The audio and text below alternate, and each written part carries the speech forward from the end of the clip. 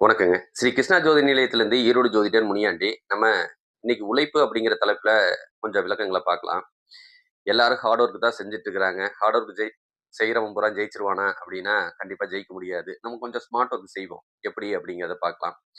இன்னைக்கு எல்லாருமே மாசத்துக்கு ஒரு ரூ. 20,000 வருஷத்துக்கு 12 மாசத்துக்கு பார்த்தீங்கன்னா, ரூ. 2,40,000 சம்பாரிப்பீங்க. மாசத்துக்கு ஒரு ரூ. 5,000 மட்டும் எடுத்து சேர்த்து வைக்கிறதா கணக்கு வச்சுக்கங்க. இல்ல அப்படின்னு சொன்னா, ஒரு சீட்ல நீங்க இன்வெஸ்ட் பண்றீங்க அப்படின்னு வச்சுக்கிட்டா கூட, அந்த காச வச்சு ஒரு இடத்த வாங்குங்க.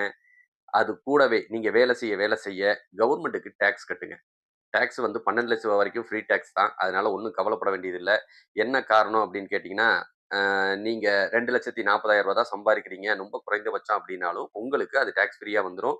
ஆடிட்டுக்கு உண்டான காசு மட்டும் தான் நம்ம குடுக்க போறோம். வருஷத்துக்கு ஒரு ரூ. 1,500 கட்ட போறீங்க. 3 வருஷம் தொடர்ந்து கட்டுனீங்கன்னா, நீங்க அந்த இடத்துல வீடு கட்டுறதுக்கு கவர்மெண்ட் லோன் போட்டுக்கலாம்.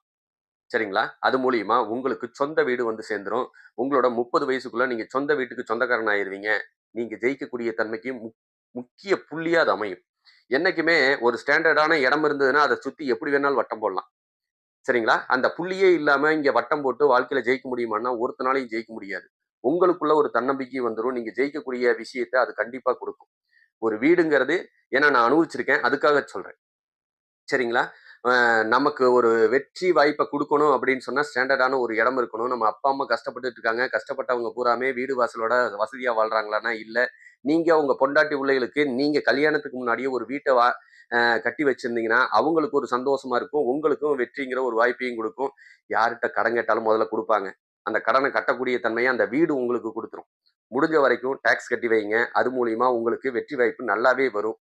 சரிங்களா? சும்மா உழைச்சு நான் ஹார்ட் ஒர்க் பண்றேன் அப்படிங்கிற பேர்ல நம்ம வாழ்க்கைய தொலைச்சுட்டு இருக்க வேணாம். ஸ்மார்ட் ஒர்க் இப்படி யோசிச்சு, இப்படி இன்வெஸ்ட் பண்ணலாம் அப்படிங்கிறத உங்களுக்கு சொல்றதுக்காக தான் வந்தோம்.